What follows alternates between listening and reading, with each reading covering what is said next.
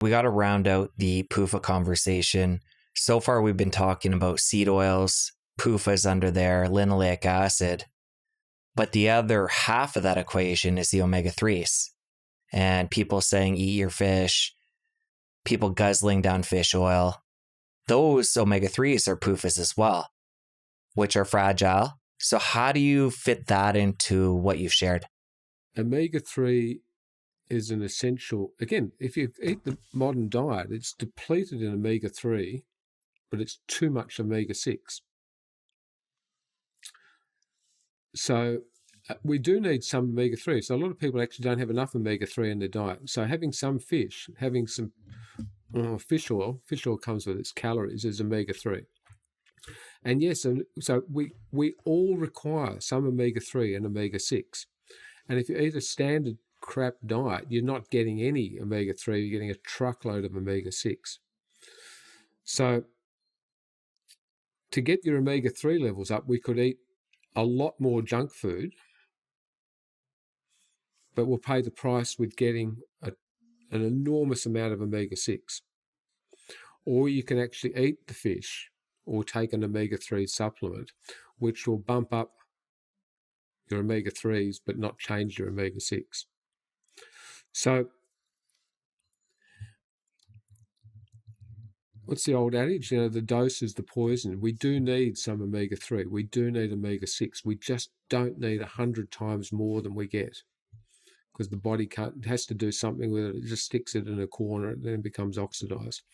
And again, the omega-3 is a bit like the monounsaturated argument.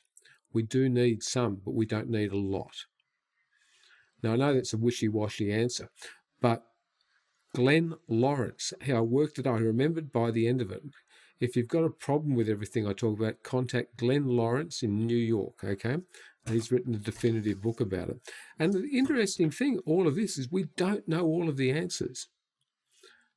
I'm just trying to give you a summation of the knowledge that I've been able to put together about the omega-3s, the omega-6s. There are other people who feel vehemently that it's all one or the other, and that the omega-6s are all of the problem and the omega-3s are part of the problem. There are other people that say that they're not the problem at all. It makes sense to me, from my understanding of biochemistry and looking at all of this stuff over a long period of time now, over a couple of decades, that it's the combination. So do I have a definitive answer? Yeah, I'd rather you eat fish than fish fingers, okay? I'd rather, because it's going to be a whole fish that falls under what my overall guideline for eating. Eat fresh, local, seasonal, whole food based on your culture and environment, avoiding added sugar and processed food. That's my mantra. That's the evolutionary diet. And if you can avoid taking a supplement, don't take it. Last piece I'll add to this too is that with certain animals, the monogastric, like chickens and pigs, they're going to have a higher level of linoleic acid in their fat they're consuming if they're being fed grains, versus a cow where there's less of that happening, even if the cow is being finished on grains. So I just think this is an important piece to round out this whole omega-3, omega-6 part of the conversation, that even within animal foods, people that are wanting to be, healthy and cognizant and making good choices, within certain animals, it matters more than others what that animal is eating. I looked into this probably 10 years ago because I think it's a great question, a great thing to look at. If you look at the omega-3, omega-6 ratios of pasture-fed animals versus factory-farmed, grain-fed animals, and it doesn't matter if you're chicken, pigs, cattle, the omega-3, omega-6 ratios are much better in the pasture-fed, the natural-born, the organic. However, if you've got a choice, if you have the luxury of choice, then eat the pasture-fed. But if you don't have the ability, the luxury of choice, and you have a choice between a factory-farmed fish meat product, it is still much, much better than buying processed food. like a whole step away. So I'm fortunate. I have the luxury to live in a place where I can get pasture-fed produce. But there are whole places in the world that don't. But those animal-based products are still going to be better than the ultra-processed ones. And so they go up by a couple of percent, but they don't go up by dramatically. So don't get too worried if you're eating,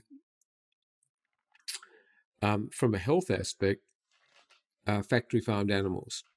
We can travel all the paths of philosophy, and I'm not condoning factory farming of any animal, but from the omega-3, omega-6, it's actually not quite as good as pasture-fed, certainly not bad, and infinitely better than eating ultra-processed food.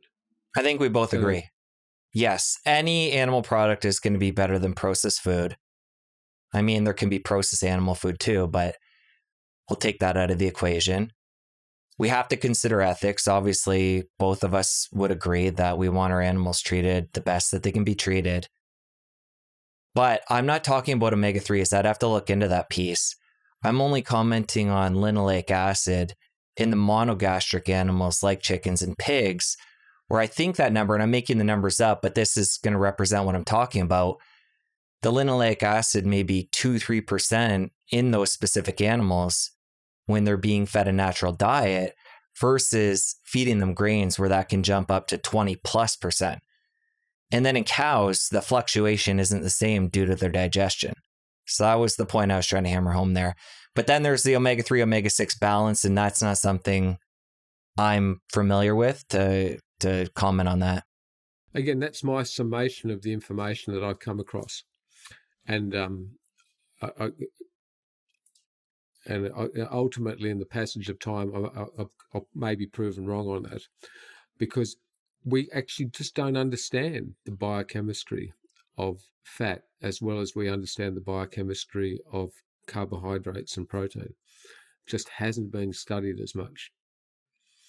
And as I say, Glenn Lawrence has written a definitive book on it, and it's incomplete by his own admission, because we just don't have all the answers there. So let's keep learning, because we haven't got all the answers yet. Yeah, we definitely don't have all the answers either, but we're trying to look at the information, bring it to light for other people, and in the process make critical decisions for us and our family, and being critical thinkers best we can in that process. Good philosophy. If you enjoyed that clip, you're going to want to head over here and catch the full episode. I'll see you over there. Now, my take on carbohydrates, particularly glucose and fructose, if they're so good for us, why does the body do absolutely everything in its capacity to get it out of the blood?